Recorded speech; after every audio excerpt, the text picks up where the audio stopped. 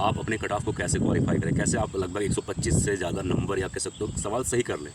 देखो सिंपल सी बात है कि एग्ज़ाम कोई भी हो, यूपीएससी हो, बीपीसीएस हो, आरओ हो, सबसे इम्पोर्टेंट फेज़ होता है, सबसे इम्पोर्टेंट कह सकते हो कि चरण होता है, वो होता है आपका प्रीलिम्स एग्ज़ाम। आपको बहुत ज़्यादा नॉलेज हो उससे नहीं मतलब जब तक आपका प्रीलिम्स एग्ज़ाम क्वालिफाई नहीं होगा, ठीक है। तो अगर आप यूपीएससी की बात करें, कभी आपके पास मेंस की बहुत नॉलेज है, ऑप्शनल की बहुत नॉलेज है, कोई मतलब नहीं रह जाएगा अगर आपका प्रीलिम्स एग्ज़ाम ही क्वालिफाई ना हो। इसी तरीके से यूपीपीसीएस में अगर आपके पास मेंस का बहुत नॉलेज है, ऑप्शनल का बहुत नॉलेज है, कोई मतलब नहीं जब तक आपका प्रीलिम्स क्वालिफाई ना हो। आरओ में तो आपके पास एक इतना बढ़िया अवसर मिल जाता है, क्योंकि आरओ में मेन गेम आपका पीवाईक्यू है, मेन गेम आपका प्रीलिम्स है, क्योंकि मेंस उतना खास है नहीं। अब आरओ में आप अपना प्रीलिम्स कैसे क्वालिफाई करें, ये इंपॉर्टेंट है। तो आपको ये पहले ध्यान देना पड़ेगा कि 125 सवाल या फिर कह सकते हो 125 से 30 नंबर या 125 से 30 सवाल कैसे सही कर सकते हैं, क्योंकि कट ऑफ मैक्सिमम 125 जाने वाला, इससे ज़्यादा जाएगा नहीं, क्योंकि पोस्ट जब ज़्यादा होता है तो जाहिर सी बात है कट ऑफ थोड़े कम हो जाते हैं।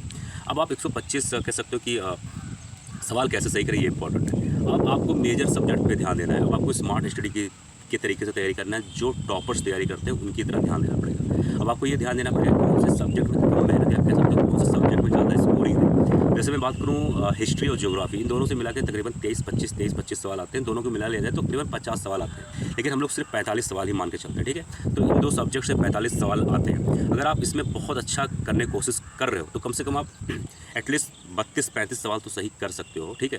मतलब अगर मैं बताऊं तो आप कम से कम 23 सवाल अगर हिस्ट्री में पूछ जाता तो आप 18 सवाल सही कर सकते हो अगर चाहोगे तो।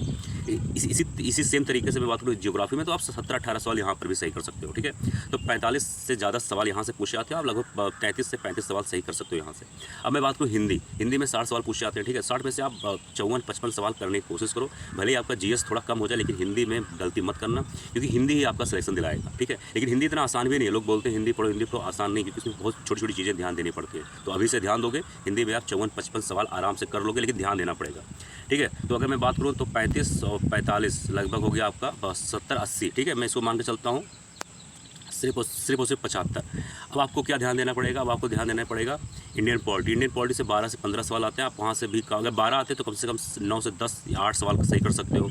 अगर मैं बात करूँ 15 आते हैं तो कम से कम 12 से 11 सवाल वहाँ से सही कर सकते हो, ठीक है। उसके बाद आता है आपका करंट अफेयर और यूपी स्पेशल, लगभग 35 सवाल वहाँ से आते हैं। एटलीस्ट 25 सवाल आप वहाँ से कर सकते हो। तो टोटल मिला लिया जाए तो कहीं ना कहीं 120 के आसपास सवाल आपका यहीं से सही हो जाता है। अब छोटे छोटे सब्जेक्ट बाकी जैसे कि इन्वायरमेंट, साइंस और इकोनॉमिक्स, वहाँ से आप थोड़े बहुत सवाल सही करके 125-130 सवाल के आसपास सही कर सकते हो। तो आप पहले मेजर सब्जेक्ट पे ध्यान दो जो कहीं ना कहीं स्कोरिंग है, उसके बाद आप इन्वायरमेंट और साइंस और इकोनॉमिक्स पे ध्यान दो। इकोनॉमिक्स में अगर आप बजट सर्वे और थोड़ा बहुत स्किल्स पढ़ लोगे तो वहाँ से काम चल जाएगा, ठीक है। तो पहले मेजर सब्जेक्ट पे ध्यान दो।